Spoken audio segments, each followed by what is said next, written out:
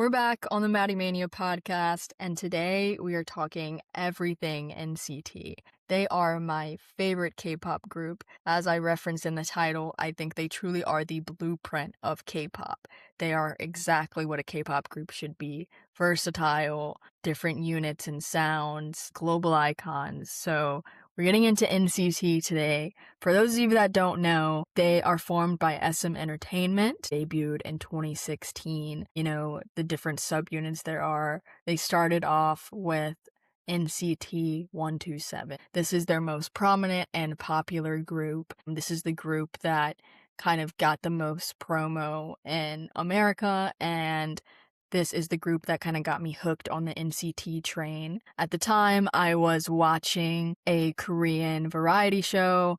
Maybe it's not called variety show, but one of the shows where they do all the performances of each group's comeback that week. And I was a Blackpink fan and was tuning in for theirs. And at the same time, NCT also had their showcase, and it was for Simon Says at the time, which I think is still one of 127's best songs. And I totally, completely got hooked, and just something about their sound, like I had never heard it before, whether it was in the K-pop realm with other stuff I had heard versus like Western music, just something about their music. And this is another opinion of mine. I think they have the best bridges in K-pop. It's something that I admire about the group and the songwriting behind them is they never fail to give every member a moment, even if it's only a couple seconds, to kind of showcase their vocals. And with a group with 20 plus members, that's very hard to do,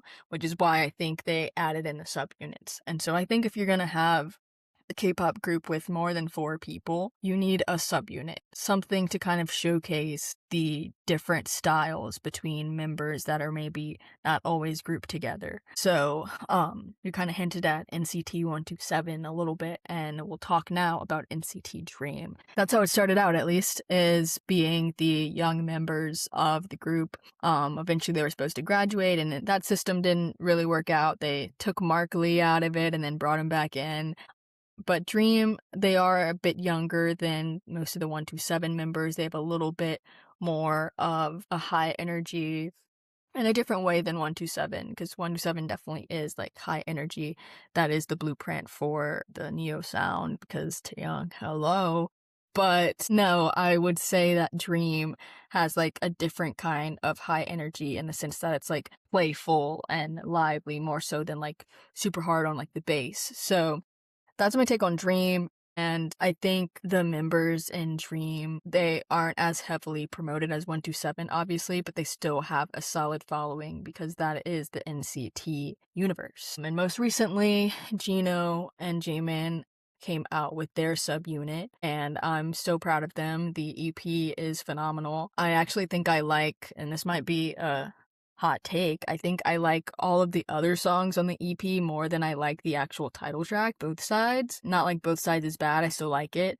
I saved the whole EP to my library, but the other songs just have more repeat factor for me, and that's what I like. That's something that I always kind of look for when I'm thinking about K-pop songs and like which songs I want to add to different playlists. So yeah, and I will say the music video is super cool though. K-pop does music videos better than anyone, and in a day and age where, you know, physical media isn't as popular and even music videos aren't as popular, K-pop is the best at maximizing on both of those. You know, people are still buying physical albums in the K-pop world because photo cards and different inserts you could have in different versions of the album. And then in the same sense, I think people are tuning in for the music videos because, you know, every single time they are going to deliver visually, aesthetically. It's just going to look like a whole cinematic experience. And I really, truly love that about the K-pop genre. Now we're going to talk about my favorite and the most underrated subunit, Wavy. Oh my God. I don't know why they wanted to be a bit different with this one and not just name them NCT China like they originally planned whenever they were first going to start doing subunits for every country, as they said. Plans have since changed, but Wavy is underrated in the sense that they've never toured the US. They were at the SM Town anniversary show, which I was luckily at in LA, and oh my god, 10 is my ultimate bias in NCT out of every member, and finally being able to see him live in Wavy, because I did see him live in Super M. We'll get to that in a second, but being able to see him live in Wavy and just like truly in his element, because he is a leader in Wavy and he gets the lines he deserves, whereas in I feel like Super M he really didn't. And he has one of the best vocals that I've heard, as well as just the phenomenal dancer he is. His stage presence, he's so captivating. So that was an amazing experience to see Wavy live for the first time, but please, SM, bring them over to the States, we beg you. Please. And, I guess with win-win, hopefully. I not sure if it's his choice that he's not doing group activities or not, but I know that in Citizens definitely miss him. Now I want to briefly highlight Super M, the Avengers of K-pop, the K-pop supergroup before supergroups became a thing. They extended that fact that they are the blueprint of K-pop because they literally formed a supergroup with their OG groups, Shinee, EXO, and NCT, groups that put them on the map. And Super M was a short-lived era. I partially blame COVID as well as the timing of a lot of the members having to enlist in the military in Korea. But banger after banger, the stage presence of each member and what they brought individually, all meshed up together. If I had to reboot Super M today, I would bring them back. I know certain people in different fandoms had their own opinions and maybe they didn't like Super M because it took away from OG group activities and it definitely overworked the NCT members. That's no lie. But I think just being able to mesh with a bunch of different SM artists and still develop a sound that felt Neo to its core was amazing. Maybe if I rebooted it to replace Lucas, I would probably either add in Yang or which I missed that man so much. So hopefully you guys enjoyed this. I guess I should probably run through a couple of my favorite NCT songs. I said favorite, and favorite is definitely up there for me. Favorite, aka Vampire by NCT 127, is a masterclass in songwriting and vocals and visuals and a music video. Anytime there's a vampire concept, I'm gonna eat it up, but they did it better than anyone, in my opinion, and I remember seeing that live at their show, and I absolutely lost it. I am a big fan of their concepts. 9 times out of 10, they hit it out of the park. Then I want to talk about my favorite Dream song. I would probably say, and this changes because I feel like Dream has the best title tracks, a lot of the times. And so if I had to pick one, I would say, because there's the recent ones too, but there's also OG, like Go and Drippin'. Probably if I had to choose, I'm gonna go with Glitch Mode. The way they were able to do the glitching dance moves both in the music video and in the actual live performances, that was so cool to see. The song is so catchy. I just kept playing it over and over again when it first came out. I'm still playing it years later. So Glitch Mode is a phenomenal song by the group. Check that one out above all else. And I want to talk about Wavy. There's so many good ones. Honorable mentions, and I want to make sure that I'm hitting my absolute favorite, so give me a sec, guys. My favorite Wavy song is Turn Back Time. I think it's so catchy. I think it showcases the different member abilities really well. So Turn Back Time for sure. And I want to say something about NCT that stands out aside from the concept and the subunits and the different directions the members could go is the fact that even as solo artists, they're putting out good projects. Again, Tin is my bias, and I love his solo, and I love his little subunit song with Yang Yang, but I will say that my favorite NCT solo album is from Jaehyun. Roses, Completely, and then after that, Unconditional. Just that is the ultimate lover boy, and he has every right to be because he he just embodies that. Like that's our prince. That's a prince, and I truly cannot wait for him to be back with the group and hopefully release some more solo stuff soon. I think I can see him as a member that transitions to Western audiences eventually too, with like those type of silky smooth vocals and him being one of the English speakers as well. That's my take on solo performances. And then I want to say, like, NCT as a whole, whenever they do different pairings in NCT, like 2020, that was quite an experience. Bring that to the States one day, please. But also the different combinations of NCTU, like the group for Baggy Jeans was pretty peak for me, had a lot of my biases in there. I will definitely say a big reason why 10 was one of the members that caught my eye initially was because of Baby Don't Stop with Taeyang. He was also one that caught my eye early on. But yeah, these are all my takes for NCT. Hopefully you guys tune in and check them out if you're not well versed in the Neo universe.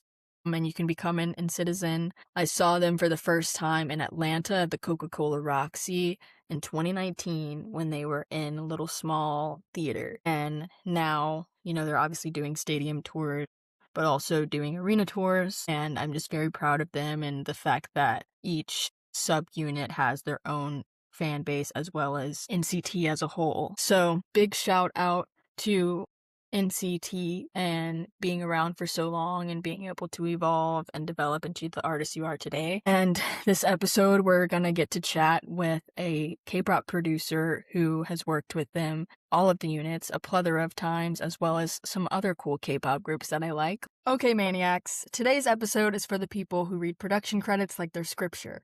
If you've ever listened to an NCT track and thought, wait, why does this bridge feel like it's illegal? Or who decided this bass line needed to go that hard? Then this episode's for you, because today we are talking to the mind behind some of the music that helped shape the global K-pop sound, producer, songwriter, hitmaker, Mike Daley. He's worked across massive pop records, crossed cultural borders, and stepped into one of the most intricate systems in modern music, K-pop. And if you know NCT and all of its subunits, you know that it's a whole universe. So today we're getting into what it's really like producing for a group like NCT, how a song goes from demo to global anthem, and what fans completely misunderstand about the production process. Because here at Maddy Mania, we don't just scream about the bridge, we analyze it. Welcome to Maddy Mania. Today we have a very special guest, a mind behind some of K-pop's biggest hits. You may know him for his songs with NCT, all of the subunits, EXO, Shinee, many more. Welcome to Maddy Mania, Mike Daley. Hey, thank you so much for having me. Thanks for joining. So, Mike, you've been across so many different K-pop groups as well as just some Western pop stars as well.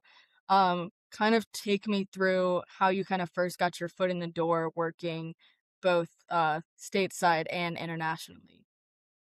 Yeah, so I ended up moving to LA. Didn't really know anyone in LA. I had like one friend out here. And I went to a recording school, Los Angeles recording school, Hmm. and it was like a 9-month program. It was kinda only them and Full Sail that were the 2 kinda prominent recording schools, and Full Sail was like a 2-year kinda commitment, and in Florida, which I didn't know anyone at all. Yeah. So I chose, LA, and, they guaranteed you an internship at the end of the program. So I was like, "Alright, let me move to LA for like a year, 9 months in school, and then see if I could get an internship and then for a couple months, and if it works out, I'll stay in LA and, see what happens." And I got an internship with the Underdogs, who were like a huge production team, working with A-list artists. and I kinda started there, started at the bottom. I was, like, getting food for everyone and cleaning up the studio and cleaning the bathrooms, and I think because I didn't really know anyone in LA, I was just, like, all in on that. Yeah. I saw right away that, like, the type of artists they're working with, and I'd never been in a real studio before, so to go kinda the first studio I was at have, all these incredible artists, Chris Brown, Britney Spears. They had just done Dreamgirls, so I was like, "Alright, I gotta make this work." So, yeah, I was there kinda all day, every day, and, yeah, just kinda started, kinda working just as hard as I can, and I feel like I got some attention from that, and kinda slowly over the years got, like, little promotions. They kinda put me in charge of hiring interns, and I learned how to engineer vocal sessions. I was working with a bunch of songwriters. They had incredible songwriters up there too, like James Fauntleroy was an underdog, and he's one of the biggest songwriters around. Frank Ocean and Bruno Mars were up there before, they kinda took over as artists. So I was seeing that, like, people that were coming up from the underdogs were having success, so I just kinda wanted to follow in their footsteps and kinda learn as much as I could, and it took me about 4 years of kinda doing all that, like odd jobs and engineer and studio manager and all that stuff to kinda get good enough as a producer for them to wanna sign me as a producer, and then once that happened, I kinda had everything I needed. I was already the studio manager, so I kinda had the keys to the studio, so I could get there and lock up whenever. I knew how to engineer sessions, so I was able to work with the songwriters that I'd kinda built a relationship for a couple years with. And now I had kinda somewhere to play the songs and someone that would place these songs on, bigger artists, so it ended up being kind of the luckiest thing for me getting that internship, but again, I realized right away, like, how lucky I was and was like, "Alright, I'm gonna make this work." Yeah. So yeah, that's kinda how I started out in LA. That's super cool. Yeah, I mean, the entertainment industry is a grind nonstop, and now you can say you've made it, so, props to you. Still trying to, still trying. Same. Um, so next question for you.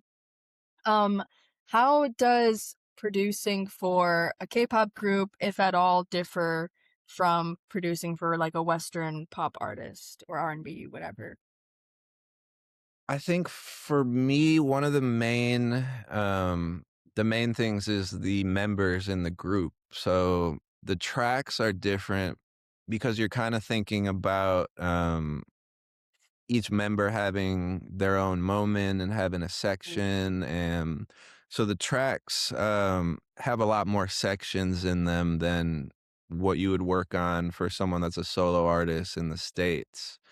um, I think because I kinda came up under some R&B guys, I learned about how to make these sections earlier, like, there was always a pre-chorus, and they had incredible bridges, so kinda the schooling I had about making tracks kinda fit into the K-pop space where the B section is usually a lot different than kinda the verse and the hook, and then there'll be like a bridge or a dance break or something different there.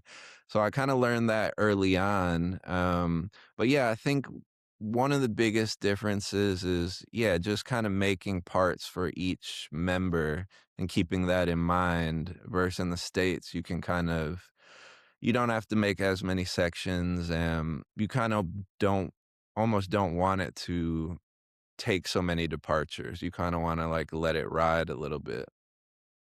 Yeah, that makes sense, and NCT is known for, like, having some of the best bridges in K-pop, honestly. For sure. I think that's one of my favorite reasons of working with them. Yeah, they're incredible, and, yeah, I'm always keeping that in mind when I'm kinda making stuff for them. Yeah, it's super cool. I guess, going off that a little bit, Um, what was kinda your first experience working with them? And especially because they're, like, this massive group with so many different subunits, how did that kinda play out? Yeah, so I had been to Korea a couple times with one of the underdogs, with Harvey, while I was still signed to them. So I was kinda, like, used to a little bit of what it was like working in Korea and how, just the process and everything. But the first trip I had on my own, that was like my own camp, I remember them telling me about NCT, and NCT at that time was a new group. Mhm. Um, they had a couple more established groups like EXO and Girls' Generation and a couple and Shinee, a couple other groups that we had worked with in the past, and that's kinda what everyone was aiming for. So I remember hearing about NCT, and they were, like, new and fresh, so I was super excited to work for them. The first song I did for them was Boss, and that was at the first camp I did, which, Nice. kinda, like, changed the trajectory of my career as a producer. Like, that song did really well. That was the first single I had, like, as a producer, which was a lot of fun. And then after that, it was kinda just trying to follow that single up. But yeah, as I kept working with them, stuff unfolded and there'd be different subunits, a different groups. So I kinda had to learn as they were unfolding and debuting, kinda what makes this group different than that group and kind of the sound of each group. So yeah, just a lot of kinda learning from the label and the A&Rs up there what they wanted and then kinda trying to put my own twist on it. Yeah, that's super cool. I Do you every time you work with them, like, is it you're going to Korea, or is it sometimes just, like, remote kinda back and forth work? I definitely it started out only in Korea. As K-pop has gotten bigger, more and more songwriters in LA have gotten interested in working on it. But I do remember a time where it was a lot harder to get songwriters to kind of work on K-pop stuff outside of Korea. Nowadays, it's the opposite. Nowadays, I feel like almost everyone out here is in some way or form working on some sort of K-pop stuff. Mhm. So yeah, my schedule's full of K-pop sessions even when I'm in LA. There is like something special that happens when we're in Korea though. I think everyone's a little more dialed in. We have access to the label and A&Rs and kinda getting their feedback, which helps a lot. And sometimes the members are in the building and will stop by, kinda give us some ideas of what they're looking for. So yeah, that it's kinda evolved over time. It's so cool. Kind of went into this one with the previous question, but with NCT having so many different subunits, how does your approach change when working with, like, either 127, Dream, or Wavy, whichever it is? Yeah, I think, each of them kinda have their own sound. So, like with 127, I'm always thinking about the pre-chorus and bridges because they have rappers and singers. Mhm. And I think they have that kinda R&B sound to it, even though some of the music might be, like, kinda, like, aggressive performance style, but there will be, like, a little section or 2 sections where, like, the singers could kinda show off. Yeah. So I'm definitely thinking about that, and then with Dream being younger, you kinda have to take that into account and, alright, you're not gonna make the same beat, that I would for 127 for Dream or kinda help write the same type of song. It's Mhm. almost, you have to take that into account and, like, okay, these kids are a little younger, the music has to sound a little more fun and be a little different, and same with Wavy. I've had a ton of fun working on the Wavy stuff. Some of my favorite songs I've done are with Wavy. But yeah, it's almost like a case by case basis. You have to think about the members of the group, how many singers, how many rappers, and then kind of build the track around that idea, and then, that kinda gives space for the writers to write that type of song over that type of track. Yeah, that makes sense, and yeah, Wavy, my, like, full bias in all of NCT is probably 10, so Oh, he's I got to meet Tem before. oh, that's so cool, yeah, Yeah, I've been hoping to work on some of his solo stuff. I'm a huge fan.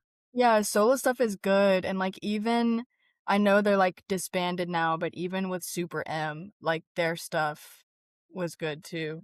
Yeah, yeah, the Super M, that was like a big moment, especially for, like, SM and all their stuff. I love those songs. Yeah, same. Oh, okay.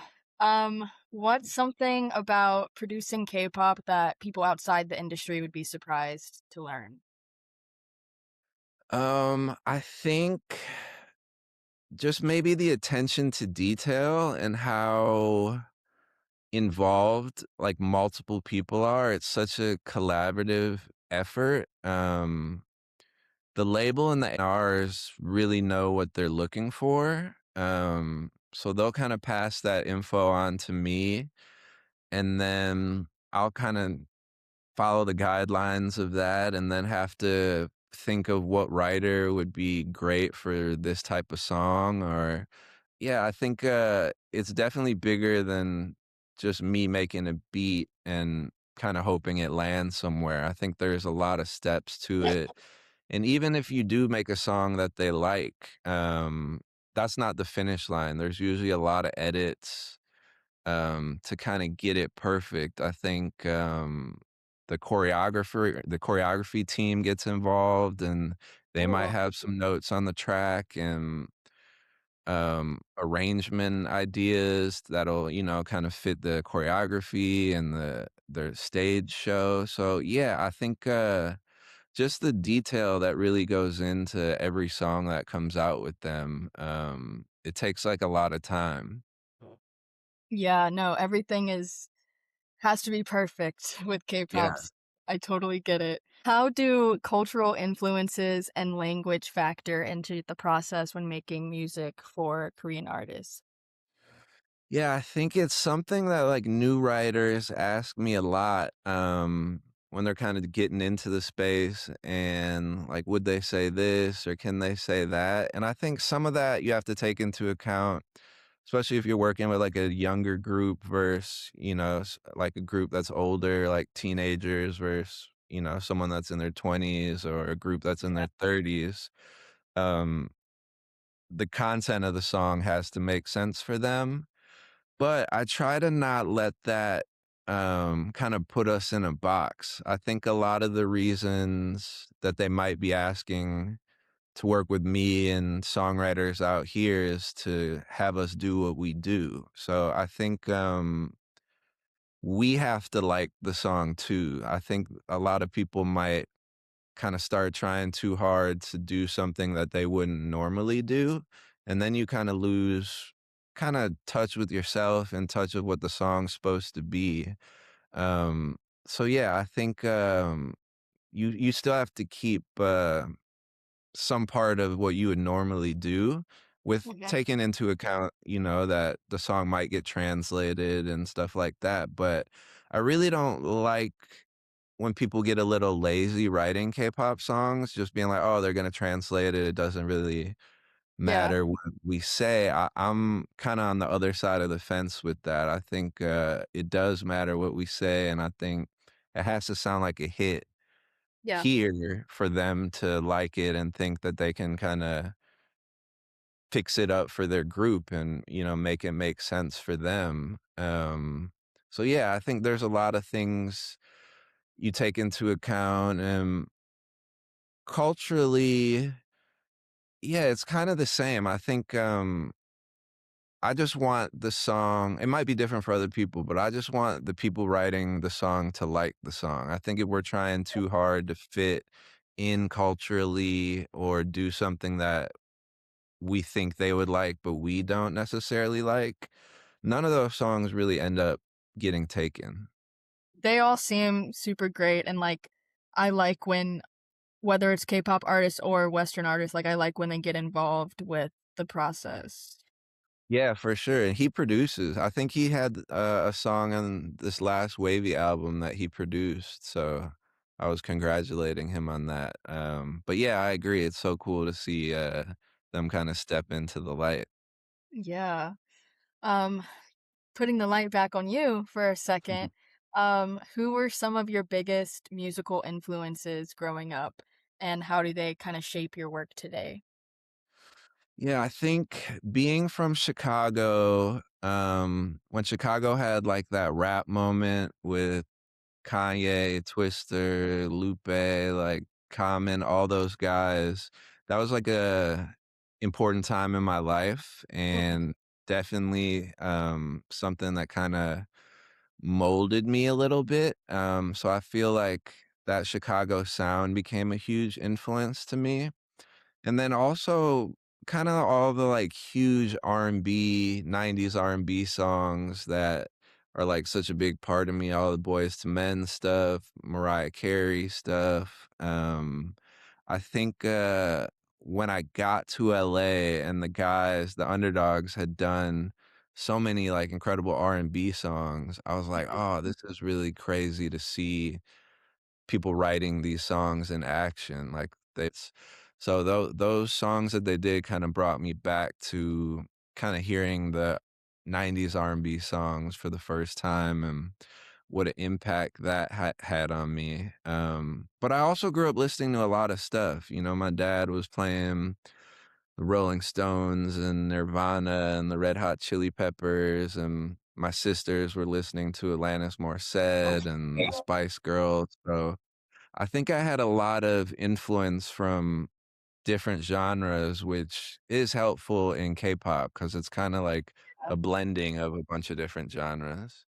100%. Yeah. Okay, this is another, like, just for you outside of K-pop, but do you have any, like, really cool specific memories from a studio session where maybe something unexpected became, like, super magical for the song? I'm trying to think. I feel like the first thing that comes to mind is K-pop related. Um, I think I got put in a session with the Stray Kids, Mm. who were big at the time, but not as big as they are right now. Like, I think you like, got on YouTube and saw, like, a video or 2 that they had put out, so I didn't know much about them, and we got in the studio, and they also, like, write and produce, and I don't get to work with artists all the time, so it was a lot of fun getting in the studio, but they were so talented and so quick. We did, like, 2 songs in, like, a 5 or 6-hour period, um, and the song I did with the Stray Kids, "Easy," came out and was a single, and they did a video for it, and when I posted about that, my phone like, I had to turn off notifications on my phone. I'd never seen a reaction like that, and kinda, like, quickly realized that, like, how big they were gonna get or how big they were already. But yeah, I think that was one kinda surprising session where I didn't really know what I was getting myself into, and yeah, the Stray Kids fandom is pretty big time. Yeah, definitely. I feel like K-pop is just gonna keep growing and growing, and especially, like, this year. So my favorite group besides NCT is Blackpink, and Oh, yeah. they, like, did their solo stuff, and, like, now they're coming back this year. I mean, They BTS is took over. there's so many groups, it's hard to keep up with all of them. That's why I have, like, my top 5, and then I'm just casually listening to the other groups. But, Yeah. yeah, it's so many. Yeah, the Blackpink girls, I feel like they're just Like, regardless of K-pop or not, they're kinda just at the top of the top. They're superstars. 100%. They're the best. Next question for you. What's one production habit or belief that you have that you think makes your work stand out?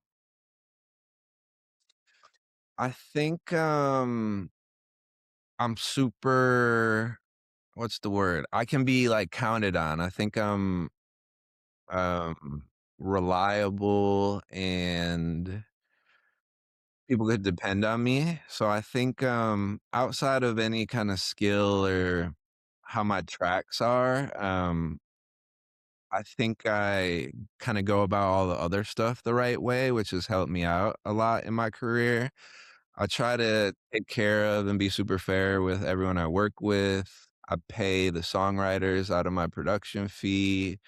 I've never had an issue with splits or anything like that. I think I just learned how to be really professional from being under the underdogs, and I think that's something I took away from them and try to kinda implement in my own kinda career, and it's been helpful. I think, I'm able to work with who I wanna work with, and I don't really have anyone kinda saying anything bad about me behind the scenes. The industry can get, a little high school-like, and people talk about each other, and yeah, so I think kinda keeping your work honest and clean can get you far in this industry just by, kinda being dependable and, yeah, I think, yeah, almost just as much as the music I make, I think that side of things also lets me work with, people over the course of a career. Yeah, that's very admirable. I have a few friends that are in the industry, even more than me as a publicist, and yeah, they definitely have some horror stories about um the experience with some artist and yeah, so it's just very commendable that you kind of stay true to who you are and have really good relationships. Yeah, and I'm not trying to, like, brag about it either, it's kinda just the right thing to do, right? Like, Yeah. I think it's really hard out here for songwriters, I get a fee as a producer and songwriters don't, so it would be weird for me to be the only one paid on the song, but I know that that's not the norm in the industry, so yeah, hopefully we can get closer to that or have songwriters start getting their own fees, which would be great for them and everyone. Yeah, agreed. There's so many good ones out there. Next question for you. What's one piece of advice you'd give to artists or producers trying to break into global music markets? I think, just trying to be yourself is obviously putting in the work, learning how to produce, learning how to play an instrument, and being good at what you do is important, but also, kinda just being yourself and not trying to copy someone else's style or, make kinda copycat tracks or stuff like that. I think when people submit music to me to kinda check out or, is there a way for us to collab, it's always the ones that are super unique or have something different or something I haven't heard before that excite me, and stand out versus people that are kinda, playing it safe, like, this might be how it's supposed to sound, but, that song's already out, or Right. sometimes how it's supposed to sound, isn't just that appealing. You want something that sparks your interest. So yeah, I think kinda just staying unique to yourself is, like, a big plus. But yeah, it's hard, it's gotten more and more competitive every single year. It's not easier for me to get a placement now because I've been doing this so long. It's harder. This year is harder than last year, and it was harder than the year before, because of how many people are kinda competing for the same songs. Yeah. Yeah, that makes a lot of sense. I obviously don't know, like, that behind the scenes part of it, but, um, yeah, that's stressful. Just means you gotta work the hardest you can, and, like, in your case, it pays off Yep. most of the time, which is awesome. Yeah, Yeah. it's good, but yeah, it's true. You just gotta kinda keep shooting and try to get better and better and outdo the last, songs you've done. Yeah. That's, like, on the PR side is trying to outdo the previous campaign. That's, like, how I look at it. What is a studio essential that you can't live without? Um, I do so well, I'm trying to think of something. I was gonna say my laptop, but I feel like that's kind of, like, obviously. I think the SMB microphone is something that every writer feels more comfortable with now. I've got, like, a nice mic here, even Mhm, at my home studio that I've maybe used, like, probably less than 10 times in the last year. Um, Everyone kinda wants to feel comfortable and kinda vibe and spit their ideas out, instead of standing up or going to the booth. mhm. So I think that's something if you're working with songwriters, that they're normally used to, and it just puts them, like, at ease a little bit and kind of makes stuff, like, a little more casual. Um, yeah, so if I were a songwriter or a producer working with songwriters and I didn't have one, that's definitely something I would grab, and they're not expensive either. It's good, yeah. Oof, okay, another one that's kinda like rapid fire, but Right. what's your favorite song that you've worked on? You could give me, like, 5 if you can't pick just 1. Yeah, I might have to give you a couple. I think Boss was like a game changer for me. That was the first single I had and first time seeing like a music video that I wasn't like a co-producer on. Mhm, The first song I ever did in Korea was Mr. Mister for Girls' Generation, and that did really well, and that was like an amazing experience. But mhm. again, it was produced by the Underdogs, kind of co-produced by me. Which was amazing at the time, but once I kinda left that situation and wanted to get out on my own, Boss was, like, a big moment, for me that just to know that I could do it on my own. And working with NCT, they were kinda new, so that was, like, a lot of fun for me. I'm trying to think what other song. Regular for NCT got, like, a lotta press, and they did, like, a lot of promo for that, so that was really cool. I think they did 2 or 3 music videos, 'cause I think they have an English version, a Korean version, and I think Wavy might have done a Yep, Chinese version. mhm. So, just seeing so many versions of that song and they were on they were like Apple Music debuted it, and it was just there was like I'd never had a song that had kinda that much put into it.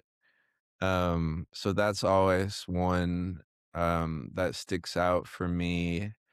And then I did something with Aespa, Mhm. last year, I think it was last year, the song called "Mine," and I had been dying to work with Aespa since they debuted, and we did that song before they had a name. They were just like new Oh, SM yeah. new girl group, and SM loved it. Like, they bought the record when we did it, and we did it in 2020, and it just hadn't come out, and they kept kinda being like, "Next project," or "We're gonna use it, it's gonna be on the next one." So once that song finally came out, that was, like, a big, moment for me just because I'm, like, such a fan of aespa, Yeah. and they were on such a run of like, that album, I feel like, it was almost kinda like their year. Was that last year or the year before? It's all kinda, like, blended in my Blurred. head. But yeah, I think those were really big records, and then outside of kinda the SM, um, Camp, which is who I usually work with. That's kind of the relationship I have that's the strongest and best in the K-pop space. It was a lot of fun to work with and Stray Kids and kind of expand into that fandom a little bit and see what that was all about. So those were also some that like I learned a lot from and kind of got to get into their music a lot more where I wasn't as familiar. Um, yeah, I feel like I could go on and on. Every song kind of has a story. Yeah. But yeah, So those are probably the biggest one. The Hearts to Hearts one I just did was a lot of fun too. They were like a new girl group, that I was excited about. Whenever there's a new group at SM, it kinda reminds me of doing Boss for NCT and how I was able to do so many NCT songs after that. So yeah, hopefully I can kinda do the same with Hearts to Hearts or any other new group. yeah, yeah, they were at the, like, SM 30th showcase thing. They like, each group got a couple songs. I didn't know who they were at the time because they were, like, fresh, Yeah, but yeah. they were cool. Um, that's super cool too. I do, like, consider in my top 5, I would say. Yeah, it's funny. I didn't know a lot about them, but I would get random DMs from kind of Enhypen fans being like, "You should work with Enhypen. You should work with Enhypen." And I just remember getting asked to do a session for them, and I think this is the group that I've been getting like DMs about. So I knew they had a huge fan base. Yeah. But yeah, that was like a big moment for me. It was fun to work on that song. And then also that album did like phenomenal. So that was also, a great kind of bonus. That's awesome. Um, going off that, is there anyone else that you'd like to work with next that you haven't yet, whether K-pop or elsewhere? Um, I'm trying to think. In K-pop, I think I feel like BTS and Blackpink are kind of some like pinnacle artists that I've never got a chance to work with. I never Mhm. really had any in on them, so I never was like making music for them and really have no connection to them, but those are the 2 groups I get asked about the most when people just know I'm in the K-pop space, so I Yeah. feel like I'm always just saying no. Like, they're like, "Oh, like, have you worked with BTS?" And I'm like, "No, I haven't." So I think those 2 would just be they're just kinda like the pinnacle of it, so, um, would be fun to be able to answer yes to those. There are a ton of I feel like the music I listen to is kinda all over the place. I think Frank Ocean and Bruno, just because I kinda saw them come up from their beginning, would be incredible to even just work on a song. It wouldn't even have to come out, but that would just be a cool moment for me because I Yeah. remember meeting them, Frank before he changed his name, and Bruno, and he was kinda a songwriter. So I think that would be really cool. But there are, I'm a fan of a ton of artists. So Kehlani is like high on my list. I love everything she's doing. I've loved everything she's been doing too. She's kind of been Hey. one of my favorites. Rihanna, there's a lot of artists that would, be incredible to work with.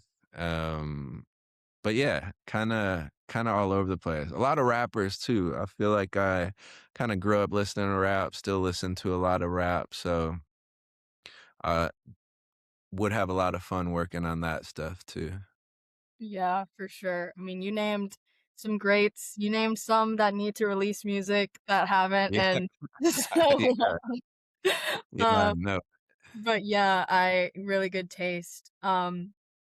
And then kind of like my closing question, this is totally different from everything else, but is there anything you're listening to, watching, or reading nowadays that you'd like to share? Um, I'm trying to think what I was just listening to. I love Len Stella. I don't do you Oh, know who yeah. this? Yeah. Yeah, she like there's a song of hers called Older Than I Am that I just always play. It's just one of my favorite songs of all time. Um, so that's what I was just listening to. Trying to think if I've been watching anything. My wife has been watching The Real Housewives of Utah or something like that, and that's been pretty I'll just kinda be working on music and have a headphone on, and that has been pretty entertaining to just kinda take peeks of back and forth. Um, and then reading, I just finished, wait, what did I just finish? Hang on, let me look real quick. Oh, yeah, yeah, yeah. I just finished Teddy Riley's, Hmm. memoir, and I got to work with Teddy one time on a Lady Gaga song. Oh, cool. Um, that was one of the coolest experiences for me. So reading his memoir was, or listening to it, I was listening on Audible, but, yeah, it was, I couldn't, like, put it down. And yeah, that moment for me was like just something I'll never forget, kind of being in the studio while he was working on that song. And yeah, that was like just like a highlight of my career. That's awesome. They're gonna make a memoir about you someday. It's like NCT Oh, Secret Weapon or something like that. that would be awesome. That would be crazy. Yeah. All right, those are all the questions. Is there anything else that you want to add or mention that we didn't talk about? I don't think so. I was just out in Seoul doing a camp in December, so I'm hoping some of those songs get some love and get to come out in this next like year or two. So hopefully there's some good stuff on the way. But no, I just want to say thank you. I appreciate you reaching out and having me on your show. Thanks for joining. Yeah, I really appreciate it. Feeds both me as a fan Of and course. just like as somebody in the industry. So really love this conversation. Yeah,